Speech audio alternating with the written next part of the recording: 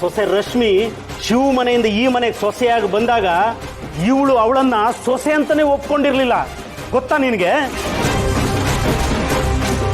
ಇವಳಿಗೆ ತೆಳ್ಳಗೆ ಬೆಳ್ಳಗೆ ಇರೋ ಸೊಸೆ ಬೇಕು ಅಂತ ಅವಳಿಗೆ ಕೊಡಬಾರ್ದ ಕಷ್ಟ ಎಲ್ಲ ಕೊಟ್ಟು ಒಂದು ತುತ್ತು ಅನ್ನನೂ ಕೊಡದೇನೆಯ ಸತಾಯಿಸಿದಳು ಇವಳು. ನಿಮ್ಮನ್ನೆಲ್ಲ ಹೆಣ್ಣು ಅಂತ ಗೌರವ ಕೊಡ್ತೀವಲ್ಲ, ನಮ್ಮ ಎಕಡ ತಗೊಂಡು ನಾವೇ ಹೊಡ್ಕೋಬೇಕು.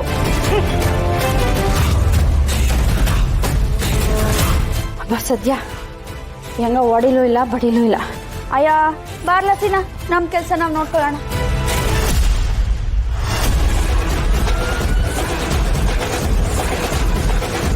ಯಾಕ್ಲ ಸೀನಾ? ಕೈ ಬಿಡವ, ಕೈ ಬಿಡವ.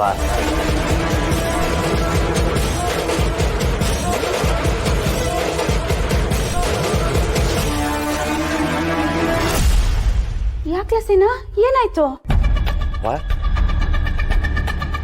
ಅಪ್ಪಯ್ಯ ಹೇಳಿದ್ ನಿಜಾನ? ನಿನ್ ರಶ್ಮಿಗೆ ಅನ್ನ ಕೊಟ್ಟಿಲ್ವಾ? ಯಾಕ್ಲ ಹಿಂಗೆ ಇಟ್ಟಿದ್ಯಾ? ಅವ ನಾನು ಕೇಳ್ತಿರೋದಕ್ಕೆ ಕೇಳು, ಅವಳು ನೀನ್ ಅನ್ನ ಕೊಟ್ಟಿದ್ಯೋ ಇಲ್ವೋ?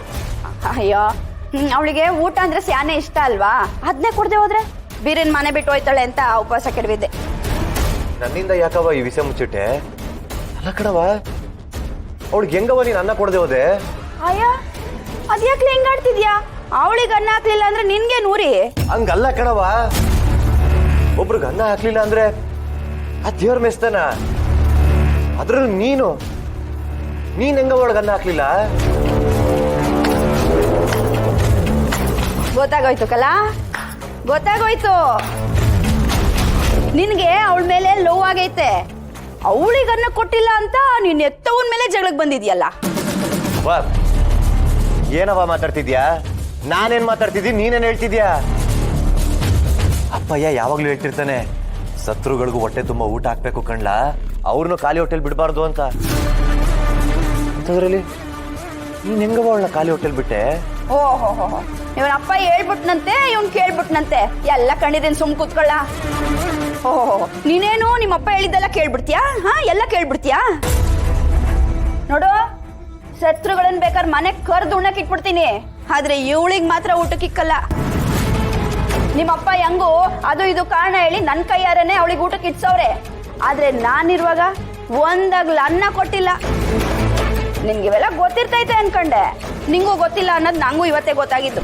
ಈ ವಿಷಯ ನಂಗೆ ಮುಂಚೆನೆ ಗೊತ್ತಿದ್ರೆ ನಿಂಗೆ ಸಪೋರ್ಟೇ ಮಾಡ್ತಿರ್ಲಿಲ್ಲ.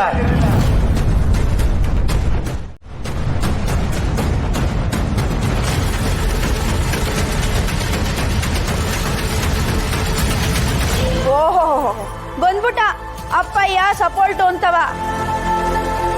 ಲೇ, ನೀನ್ ಹಿಂಗೆ ಜಾಸ್ತಿ ಆಡ್ತಿದ್ರೆ ಅನ್ನಕ್ ವಿಷ ಕೊಳಕ್ ತಿನ್ನಿಸ್ಬಿಡ್ತೀನಿ.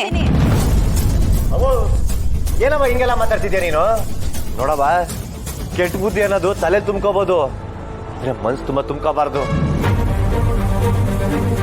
ಪಾಪ ಕಣವ ಅವಳು, ಶಿವಣ್ಣನ ಮನೇಲಿ ಹೊಟ್ಟೆ ತುಂಬಾ ತಿಂದು ಬೆಳೆದವಳು.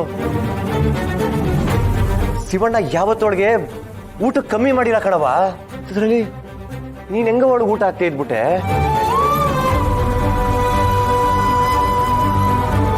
ಈ ಮನೆಗ್ ಬಂದಾಗ್ಲಿಂದ ಒಂದ್ ತುತ್ತು ಅನ್ನ ಹಾಕಿಲ್ಲ ಅಂತ ಹೇಳ್ತಿದ್ಯಲ್ಲ, ನೀನ್ ನಮ್ಮ ಅವ್ವನೇನಾ? ನನಗೆ ನಂಬಕಾಯ್ತಿಲ್ಲ.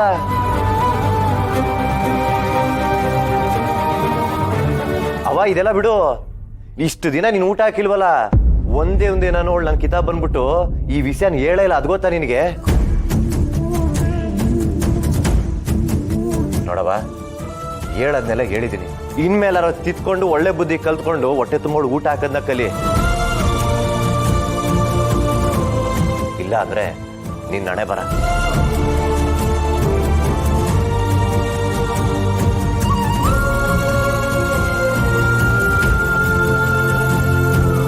ಸೀನಾ, ನನ್ ಪರವಾಗಿ ಮಾತಾಡ್ತಿದ್ಯೇನೋ?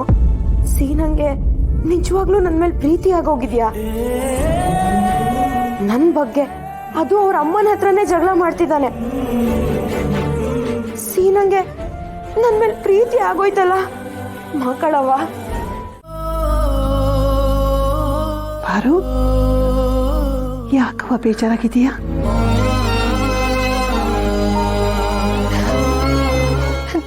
ಸೋತೋಗ್ಬಿಟ್ಟೆ ಅನ್ಸ್ತಿದೆ ಅತ್ತೆ. ಇಲ್ಲ ಪಾರವ್ವ, ನೀನು ಸೋತಿಲ್ಲ. ಅಣ್ಣ ತಂಗಿಯರ ಸಂಬಂಧನ ಕೆಡಿಸ್ಬಿಟ್ಟೆ. ಇವತ್ತು ನೀನೊಂದು ಒಳ್ಳೆ ಕೆಲಸ ಮಾಡಿದೀಯ. ನನ್ನ ಮಗ ಶಿವನ್ಗೆ ತನ್ನ ತಂಗಿಯರು ಯಾವತ್ತೂ ಅವನನ್ನು ಬಿಟ್ಟು ಹೋಗಲ್ಲ ಅನ್ನೋ ಸತ್ಯನ ಅರ್ಥ ಮಾಡಿಸಿದ್ಯಾ. ನೋಡು, ಅಣ್ಣನ ಪರವಾಗಿ ತಂಗಿ ಗೆದ್ದಿದ್ದಾರೆ, ತಂಗಿ ಪರವಾಗಿ ಅಣ್ಣ ಗೆದ್ದಿದ್ದಾನೆ. ಒಟ್ಟಿನಲ್ಲಿ ಇವತ್ತಿನ ಗೆಲುವು ನಿಂದೆ.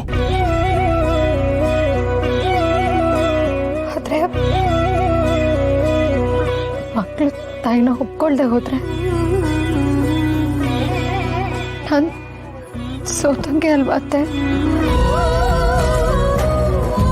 ನಾನು ನಿಮಗೆ ಮಾತು ಕೊಟ್ಟಿದ್ದೀನತ್ತೆ. ಆದ್ರೆ ಇಲ್ಲಿ ನಡೀತಿರೋ ಘಟನೆನ ನೋಡ್ತಿದ್ರೆ ಯಾಕೋ ನನಗೆ ನನ್ನ ಮಾತು ಉಳಿಸ್ಕೊಳಕ್ಕಾಗಲ್ಲ ಅನಿಸ್ತಿದೆ. ಅಯ್ಯೋ ಹುಚ್ಚಿ, ನೀ ಹಂಗೆಲ್ಲ ಅನ್ಕೋಬೇಡ. ಇಲ್ಲ ಕಣವ, ಅಣ್ಣ ತಂಗಿಯರು ಏನ್ ಹೇಳ್ತಾವ್ರೋ ಅದು ಸರಿಯಾಗಿ ಐತೆ.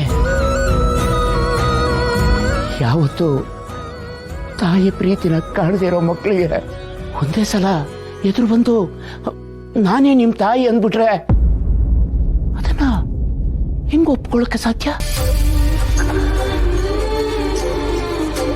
ಪಾರು, ತಾಯಿ ಗರ್ಭದಲ್ಲಿ ಮಗು ರೂಪ ಪಡೆಯೋದಕ್ಕೆ 9 ತಿಂಗಳು ಬೇಕು. ಅಂಥದ್ರಲ್ಲಿ ಬೆಳೆದ ಮಕ್ಕಳು ಅವ್ರ ಮನಸ್ಸಿನಾಗೆ ಪ್ರೀತಿ ಹುಟ್ಟಕ್ಕೆ ಸ್ವಲ್ಪ ಸಮಯ ಬೇಕಲ್ವಾ? ನೀನ್ ಸೋತಿಲ್ಲ ಕಣವ, ಗೆದ್ದಿದ್ಯಾ. ಹೌದು,